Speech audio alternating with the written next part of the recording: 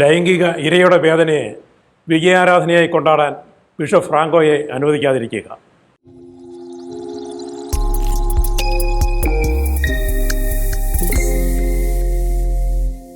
പ്രിയപ്പെട്ടവരെ, Kottayam കളത്തിപ്പടിയിലുള്ള Christian retreat സെൻ്ററിൽ കന്യാസ്ത്രീ പീഡന കേസ് പ്രതി ഫ്രാങ്കോ മുളയ്ക്കൽ നയിക്കുന്ന ഒരു ധ്യാനത്തെപ്പറ്റി കണ്ട ഒരു പരസ്യവും ഈ പരിപാടി നടത്തുന്നതിനെതിരെ KCRM എന്ന സ്വതന്ത്ര സഭാപ്രസ്ഥാനം പുറത്തുവിട്ട പ്രതിഷേധക്കുറിപ്പുമാണ് ഈ എപ്പിസോഡിൻ്റെ പശ്ചാത്തലം എന്ന് പറയട്ടെ. എത്രയോ ധ്യാന കേന്ദ്രങ്ങളിൽ എത്രയോ പേർ ഏതെല്ലാം പേരുകളിൽ ധ്യാന പരിപാടികൾ സംഘടിപ്പിക്കുകയും നടത്തുകയും ചെയ്യുന്നു. അവിടെയൊന്നും പ്രകടിപ്പിക്കാത്ത പ്രതിഷേധം ഫ്രാങ്കോയുടെ വിജയാരാധനാ ധ്യാനത്തിനെതിരെ പ്രകടിപ്പിക്കുന്നതിൽ എന്ത് ന്യായീകരണമാണുള്ളത് എന്നൊരു ചോദ്യം ഇവിടെ ഉയരുന്നുണ്ട് എന്നറിയാം.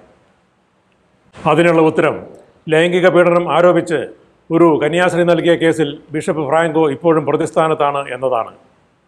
2022 ജനുവരിയിൽ കോട്ടയം അഡീഷണൽ സെഷൻസ് കോടതി മൊഴികളിലെ നെല്ലും പതിരും വേർതിരിക്കാൻ കഴിയുന്നില്ല എന്ന് പറഞ്ഞ് സംശയത്തിൻ്റെ ആനുകൂല്യം നൽകി അദ്ദേഹത്തെ വെറുതെ വിട്ടെങ്കിലും ഹൈക്കോടതിയിൽ നിലനിൽക്കുന്ന അപ്പീൽ കേസിൽ അദ്ദേഹം ഇപ്പോഴും പ്രതിസ്ഥാനത്താണ്. ആ സ്ഥിതിക്ക് കീഴ്ക്കോടതി വിധിയിലെ വിജയത്തെയും ബിഷപ്പ് എന്ന സ്ഥാനത്തെയും ഉയർത്തിപ്പിടിച്ചും നിർദോഷി ചമഞ്ഞും അദ്ദേഹം സ്വയം നടത്തുന്ന ഈ വിജയാരാധനാ ധ്യാനം തീർത്തും നിർദോഷമായിരിക്കും എന്ന് കരുതാൻ ബുദ്ധിമുട്ടുണ്ട്. ധ്യാനത്തിനെത്തുന്ന ആയിരക്കണക്കിന് പുരോഹിത ഭക്തരായ വിശ്വാസികളുടെ മനസ്സുകളിൽ അദ്ദേഹത്തിന് ഒരു വിശുദ്ധ പരിവേഷം ചാർത്തി നൽകാൻ ലക്ഷ്യമിട്ടുള്ളതല്ലേ അദ്ദേഹം നയിക്കുന്ന ഈ വിജയാരാധനാ ധ്യാനമെന്ന് ആരെങ്കിലും സംശയിച്ചാൽ അതിനെ കുറ്റപ്പെടുത്താനാവില്ല. അങ്ങനെ നോക്കുമ്പോൾ തീർത്തും ദുർബലമായ ഒരു വിധി എന്ന് നിയമജ്ഞരുൾപ്പെടെ പ്രഗത്ഭരായ അനേകം പ്രശസ്ത വ്യക്തികൾ പരസ്യമായി വിലയിരുത്തുകയും വിമർശിക്കുകയും ചെയ്തിട്ടുള്ള ഒരു കോടതി വിധിയുടെ മേൽവിലാസത്തിൽ സ്വന്തം മുഖം സ്വയം മിനുക്കി സഭയുടെ ആത്മീയവേദിയിൽ വീണ്ടും സജീവമാകാനും അപ്പീൽ കോടതി നടപടികളെ വരെ സ്വാധീനിക്കാനും ലക്ഷ്യമിട്ടുള്ളതായി കൂടായ്കയില്ല ഫ്രാങ്കോയുടെ ഈ വിജയാരാധനാ ധ്യാനം എന്ന് കാണേണ്ടതുണ്ട്. അദ്ദേഹത്താൽ നയിക്കപ്പെടുന്ന ഓരോ വിജയാരാധനാ പരിപാടിയും അദ്ദേഹം ലൈംഗിക ഇരയാക്കി എന്ന് ആരോപിക്കുന്ന കന്യാസ്ത്രീയെ ചവിട്ടിത്താഴത്തിലാണെന്ന് കൂടി നാം കാണേണ്ടതുണ്ട്. ഹൈക്കോടതിയിലുള്ള അവരുടെ അപ്പീൽ അവസാനിച്ചു എന്ന മട്ടിൽ, എല്ലാ നിയമ നടപടികളും വിജയകരമായി പര്യവസാനിച്ചു എന്ന മട്ടിൽ, നീതിക്കായുള്ള അവരുടെ പോരാട്ടങ്ങളെയെല്ലാം മറികടന്നു എന്ന മട്ടിൽ നടത്തുന്ന ഈ വിജയാരാധന അവരുടെ കണ്ണുനീരിൻ്റെ മേൽ ചവിട്ടി നിന്നുള്ള വിജയാട്ടഹാസമല്ലാതെ മറ്റെന്താണ്? കോട്ടയം അഡീഷണൽ സെഷൻസ് കോടതിയുടെ അതീവ ദുർബലമെന്ന് പൊതുവെ വിശേഷിക്കപ്പെട്ടിട്ടുള്ള വിധി പ്രസ്താവത്തെക്കുറിച്ച് കൂടി ഇവിടെയൊന്ന് പരാമർശിച്ചു പോവുകയാണ്. പ്രതിഷേധത്തിൻ്റെ ഒരു കൊടുങ്കാറ്റ് തന്നെ അഴിച്ചുവിട്ടതായിരുന്നു ഫ്രാങ്കോയെ വെറുതെ വിട്ട കോടതി വിധിയെന്ന് പിറകോട്ടൊന്ന് നോക്കിയാൽ ആർക്കും ഓർമ്മ വരും. ഇത്രയ്ക്കും സ്വയം പ്രേരിതമായി സ്പോണ്ടേനിയസ് ആയി കുറ്റവിചാരണ ചെയ്യപ്പെട്ട ഒരു കോടതി വിധി എവിടെയെങ്കിലും ഉണ്ടായിട്ടുണ്ടോ എന്നു തന്നെ സംശയമാണ്. വിധി പ്രസ്താവത്തെ തുടർന്ന് ഉടൻ തന്നെ കോടതി ഗേറ്റിനോട് ചേർന്നുള്ള സ്ഥലത്ത് KCRMൻ്റെ നേതൃത്വത്തിൽ നൂറുകണക്കിന് ആൾക്കാർ പങ്കെടുത്ത പ്രതിഷേധ പരിപാടിയായിരുന്നു അതിൽ ആദ്യത്തേത്. വഞ്ചി സ്ക്വയർ കന്യാസ്ത്രീ സമരനായകരായ father Augustine Vattoli, advocate Jose Joseph, Shri K George Joseph എന്നിങ്ങനെ നിരവധി പേർ ഇരയായ കന്യാസ്ത്രീയുടെ ഞെട്ടലും വേദനയും ഉൾക്കൊണ്ട് രോഷപ്രകടനം നടത്തിയ പ്രതിഷേധ യോഗം. അന്നു മുതൽ സാധാരണക്കാരുൾപ്പെടെ ഉന്നത സ്ഥാനങ്ങൾ വഹിച്ചവരും അപ്പോഴും വഹിച്ചുകൊണ്ടിരുന്നവരുമായ സാമൂഹിക നിരീക്ഷകരും നിയമജ്ഞരും ജഡ്ജിമാരും വരെയുള്ള അനേകർ സ്വമേധയാ തികച്ചും നൈസർഗിക പ്രേരണയാൽ മുന്നോട്ട് വന്ന് വിധിയിലുള്ള തങ്ങളുടെ രോഷം പ്രകടിപ്പിക്കുകയും വിധിയെ ഇഴകേറി പരിശോധിച്ച് അതിൽ സംഭവിച്ചിരിക്കുന്ന അപാകതകൾ എടുത്തുകാട്ടി പ്രതിഷേധ പ്രകടനം നടത്തുകയും ചെയ്തു. ഫ്രാങ്കോയുടെ ഷെക്കീന ചാനലിൽ സ്വന്തം വക്കീലിനെ കൊണ്ട് പറയിച്ച ഒരു വീഡിയോ അല്ലാതെ ഈ കോടതി വിധിയെ ശ്ലാഘിക്കുന്ന ഒരവതരണവും എവിടെയും വരികയുണ്ടായില്ല. CBCയെയും KCBCയും പോലും മൗനം പാലിക്കുകയാണുണ്ടായത്. അതേസമയം കേസിലെ മൊഴികളിലെ നെല്ലും പതിരും വേർതിരിക്കാനാവില്ലെന്ന് കുമ്പസാരിച്ച് നടത്തിയ ഈ വിധിയുടെ നെല്ലും പതിരും വളരെ വിദഗ്ധമായി വേർതിരിച്ചുള്ള ചർച്ചകളും പഠനങ്ങളും ഇന്ത്യ മുഴുവനിലും അന്താരാഷ്ട്ര തലങ്ങളിലും വരെ വലിയ തോതിൽ നടക്കുകയുണ്ടായി. നീതിന്യായ വ്യവസ്ഥയെ 35 വർഷം പിന്നോട്ടടിക്കുന്ന വിധി എന്നാണ് ജസ്റ്റിസ് കെമാൽ പാഷ അന്ന് പ്രതികരിച്ചത്. ഫ്രാങ്കോയെ വെറുതെ വിട്ടത് ലജ്ജാകരം, അപമാനകരം എന്ന് സാറാ ജോസഫും കോടതിയുടെ കടുങ്കൈ എന്ന് അഡ്വക്കേറ്റ് ജയശങ്കറും അന്ന് പ്രതികരിക്കുകയുണ്ടായി. വേറെയും എത്രയോ പേർ. കേരളത്തിലെ എല്ലാ TV ചാനലുകളിലും ഇന്ത്യയിലെ മുഖ്യ TV ചാനലുകളിലും നടന്ന ചർച്ചകളിലെല്ലാം കടുത്ത വിമർശനങ്ങളാണ് വിധിക്കെതിരെ ഉണ്ടായിക്കൊണ്ടിരുന്നത് എന്നോർക്കുന്നു.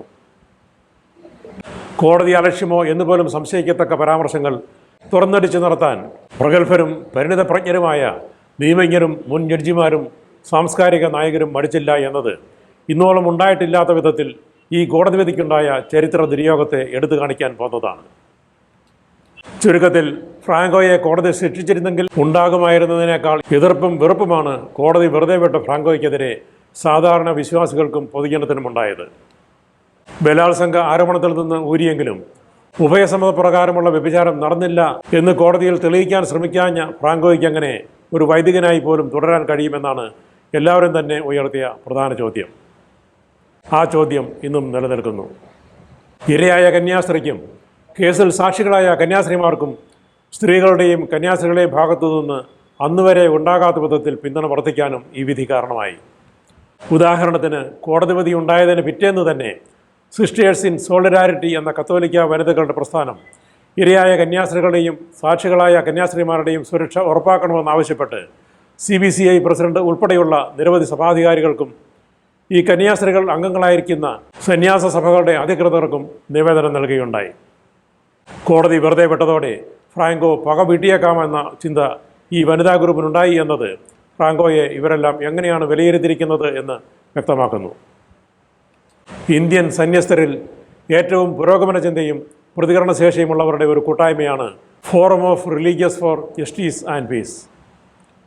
ഈ ഫോറവും ഫ്രാങ്കോയ്ക്ക് അനുകൂലമായുണ്ടായ വിധിയിൽ ഞെട്ടലറിയിച്ചും അതിജീവിതയായ കന്യാസ്ത്രീക്കും സഹകന്യാസ്ത്രീകൾക്കും ഈ കേസിൽ സാക്ഷികളായ മറ്റ് കന്യാസ്ത്രീകൾക്കും ജീവിത സുരക്ഷിതത്വം ഉറപ്പുവരുത്തണമെന്നാവശ്യപ്പെട്ടും അന്നത്തെ ജലന്ധർ രൂപത അപ്പസ്തോലിക് അഡ്മിനിസ്ട്രേറ്റർ ബിഷപ്പ് ആഞ്ചലോ ഗ്രേഷ്യസിനും കുറവലങ്ങാട് കന്യാസ്ത്രീകൾ അംഗങ്ങളായിരിക്കുന്ന ജലന്ധറിലെ മിഷണറീസ് ഓഫ് ജീസസ് സന്യാസഭയുടെ അന്നത്തെ സുപ്പീരിയർ ജനറൽ സിസ്റ്റർ അനിറ്റ് കുവള്ളൂരിനും ഒരു പ്രധാന സാക്ഷിയായ സിസ്റ്റർ ലിസി വടക്കേൽ അംഗമായിരിക്കുന്ന FCC സന്യാസഭയുടെ ആലുവായിലുള്ള സുപ്പീരിയർ ജനറലിനും വിജയവാഡയിലുള്ള പ്രൊവിൻഷ്യൽ സുപ്പീരിയറിനും ന്യൂഡൽഹിയിലുള്ള CBCIയുടെ പുരോഹിത സന്യസ്ത വിഭാഗം ഓഫീസ് സെക്രട്ടറിക്കും ആധികാരികമായി കത്തയക്കുകയുണ്ടായി.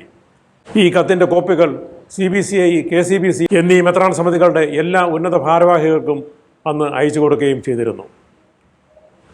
മറ്റൊരു കാര്യം, ഇന്ത്യൻ കന്യാസ്ത്രീ സമൂഹത്തിലെ ബഹുഭൂരിപക്ഷവും കുറവലങ്ങാട് കന്യാസ്ത്രീക്കും സഹകന്യാസ്ത്രീകൾക്കും പിന്തുണയുമായി അന്ന് രംഗത്ത് വരികയുണ്ടായി എന്നതാണ്. 1,25,000-ലേറെ സന്യസ്തരടങ്ങുന്ന കോൺഫറൻസ് ഓഫ് റിലീജിയസ് ഇന്ത്യ അഥവാ CRI ഇരയായ കന്യാസ്ത്രീ ഉൾപ്പെടുന്ന കുറവലങ്ങാട് കന്യാസ്ത്രീകളെ ചെന്ന് കാണണമെന്നും സാമ്പത്തിക സഹായം ഉൾപ്പെടെ ആവശ്യമായ എല്ലാ പിന്തുണയും അവർക്ക് നൽകണമെന്നും ആവശ്യപ്പെട്ട് അന്നത്തെ CBCI പ്രസിഡന്റ് കർദിനാൾ ഓസ്വാൾഡ് ഗ്രേഷ്യസിന് കത്തെഴുതിയിരുന്നു. കന്യാസ്ത്രീകൾക്ക് എതിരായി വന്ന ഈ വിധിയെ സഭയുടെ വിജയമായി ആഘോഷിക്കുന്നത് അപലപനീയമാണെന്ന അന്നത്തെ CRI പ്രസിഡന്റ് സിസ്റ്റർ നിർമ്മലേനിയുടെ പ്രസ്താവന ഇന്ത്യയിലെ സന്യസ്ത സമൂഹം നീതിയുടെ പക്ഷത്താണെന്ന് ഉറപ്പു നൽകിയ ഒരു കാര്യമായിരുന്നു. ബലാത്സംഗ ആരോപിതനായ ബിഷപ്പ് സഭയുടെ ഭാഗമായിരിക്കുകയും അതിനിരയായ കന്യാസ്ത്രീയും സഹകന്യാസ്ത്രീകളും അങ്ങനെ അല്ലാതാകുകയും ചെയ്യുന്നത് എങ്ങനെ? ഞങ്ങളുടെ അഭിപ്രായത്തിൽ അത് ലജ്ജാവഹമാണ്. കന്യാസ്ത്രീക്ക് നീതി നിഷേധിച്ചുള്ള ഈ വിധിയിൽ ഞാനുൾപ്പെടെ കന്യാസ്ത്രീകളിൽ ബഹുഭൂരിപക്ഷത്തിനും അവിശ്വാസവും ഞെട്ടലുമാണുള്ളത് എന്ന് പറഞ്ഞ് ഈ കോടതി വിധിയെ തന്നെ അവർ നിഷേധിച്ച് പറയുകയാണുണ്ടായത്. സുവ്യക്തമായി നമുക്ക് കാണാൻ കഴിയുന്ന മറ്റൊരു കാര്യം, സഭാധികാരികളെല്ലാം ഏറെ ആഗ്രഹിച്ച തരത്തിൽ ഫ്രാങ്കോയെ വെറുതെ വിട്ടിട്ടും ഫ്രാങ്കോയ്ക്ക് അനുകൂലമായോ ഇരയായ കന്യാസ്ത്രീക്ക് എതിരായോ അവരാരും വായി തുറന്നില്ല എന്നതാണ്. അതിനു പിന്നിൽ ഉഭയസമ്മതപ്രകാരം വ്യഭിചാരം ചെയ്ത, അങ്ങനെ ബ്രഹ്മചര്യവ്രതം ലംഘിച്ച ബിഷപ്പ് ഫ്രാങ്കോയെ ബിഷപ്പ് സ്ഥാനത്തു നിന്നും അദ്ദേഹം അംഗമായിരിക്കുന്ന സന്യാസ സഭയിൽ നിന്നു തന്നെയും പുറത്താക്കണമെന്ന ആവശ്യം വിശ്വാസി സമൂഹത്തിൽ നിന്ന് ശക്തമായി ഉയരും എന്ന ഭയമായിരുന്നിരിക്കണം എന്ന് വേണം കരുതാൻ. അധികാരമില്ലാത്ത വെറുമൊരു ബിഷപ്പ് എമിറേറ്റ് എന്ന നിഷ്ക്രിയ സ്ഥാനത്തേക്ക് വത്തിക്കാൻ അദ്ദേഹത്തെ താഴ്ത്തിക്കെട്ടിയതും കോട്ടയം കോടതി വിധിയെ വത്തിക്കാൻ പോലും അംഗീകരിച്ചിട്ടില്ല എന്നതിന് തെളിവാണ്. ഇത്രയും കാലത്തെ നിശബ്ദത കൊണ്ട് എല്ലാവരും ഇക്കാര്യങ്ങളെല്ലാം മറന്നു കാണുമെന്നും തന്നെ വെറുതെ വിട്ട കോടതി വിധിയുടെയും ബിഷപ്പ് എന്ന പദവിയുടെയും ബലത്തിൽ അന്ധഭക്തരെ മയക്കുന്ന ആരാധന എന്നതുപോലുള്ള പദങ്ങൾ ഉപയോഗിച്ച് സ്വയം വെളുപ്പിച്ച് ഇന്നത്തെ അവസ്ഥയിൽ നിന്ന് വിജയിച്ച് കയറാമെന്നുമായിരിക്കാം ബിഷപ്പ് ഫ്രാങ്കോ കണക്ക് കൂട്ടുന്നത്. കഴിഞ്ഞ മാസവും ഇതേ ധ്യാന പരിപാടി അദ്ദേഹം നടത്തിയിരുന്നു എന്നറിയുന്നു. ഇന്നലെ ഓഗസ്റ്റ് 20 ആരംഭിച്ച് 23 അവസാനിക്കുന്ന പരിപാടി ഇപ്പോൾ നടന്നു വരികയാണ്. ഇവിടെ നാം മനസ്സിലാക്കേണ്ട ഒരു കാര്യം, ആവർത്തിച്ചുള്ള അദ്ദേഹത്തിൻ്റെ ഈ റിട്രീറ്റ് പരിപാടി പൊതുജനാഭിപ്രായത്തെ സ്വാധീനിക്കാൻ പോരുന്നതാണ് എന്നാണ്. അത് നീതിന്യായ പ്രക്രിയയെ വരെ സ്വാധീനിച്ചേക്കാം താനും. അതുകൊണ്ട് അത്തരത്തിലൊരു പരിശ്രമം അപ്പീൽ കോടതിയിൽ അദ്ദേഹം പ്രതിയായ കേസ് നിലനിൽക്കുന്നിടത്തോളം കാലം അദ്ദേഹം നടത്താൻ പാടില്ല എന്ന് പറയാനുള്ള ധാർമ്മികമായ അധികാരവും കടമയും സഭാ സമൂഹം നിർവഹിക്കേണ്ടിയിരിക്കുന്നു. സഭയുടെ ആധികാരിക ഘടകങ്ങൾക്കും ഇക്കാര്യം ഉറപ്പുവരുത്താനുള്ള അധികാരവും ചുമതലയുമുണ്ട്. ഇത്തരം ധ്യാന പരിപാടികൾക്ക് സഭാസ്ഥാപനങ്ങൾ വേദി നൽകുന്നുവെങ്കിൽ അതിൻ്റെ അജപാലനപരവും ധാർമ്മികവും സുരക്ഷാപരവുമായ ഉത്തരവാദിത്വം സഭാധികാരികൾ പരസ്യപ്പെടുത്തണം എന്നാവശ്യപ്പെടാനും നമുക്ക് കഴിയേണ്ടതുണ്ട്. സിനഡാലിറ്റിയുടെ കാലത്തിലേക്ക് നാം പ്രവേശിച്ചിരിക്കുകയാണല്ലോ. പ്രിയപ്പെട്ടവരെ, ഞാൻ അവസാനിപ്പിക്കുകയാണ്.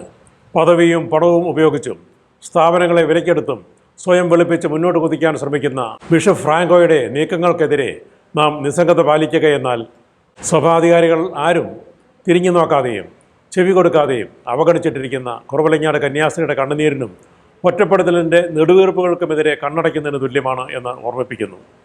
കൂടാതെ തുടർച്ചയായ വിജയാരാധനാ ധ്യാനം മൂലം ഹൈക്കോടതിയിലുള്ള അപ്പീൽ കേസിൽ ഇരയായ കന്യാസ്ത്രീക്ക് ദോഷം ഭവിക്കുമോ എന്ന സംശയം പ്രകടിപ്പിക്കുകയും ചെയ്യുന്നു. അതുകൊണ്ട് തുടർച്ചയായി നടത്താൻ പ്ലാനിട്ടിരിക്കുന്ന ബിഷപ്പ് ഫ്രാങ്കോയുടെ വിജയാരാധനാ ധ്യാനം നിർത്തലാക്കിക്കേണ്ടതില്ലേ എന്നും അതിനായി സ്വീകരിക്കേണ്ട നടപടികൾ എന്തൊക്കെയായിരിക്കണമെന്നും ഇത് കേൾക്കുന്ന എല്ലാവരും സ്വയം ആലോചിച്ച് പ്രതികരണം അറിയിക്കണം എന്ന് താല്പര്യപ്പെടുകയാണ്. നിർത്തട്ടെ. ഇതുവരെ എന്നെ കേട്ട എല്ലാവർക്കും നന്ദി.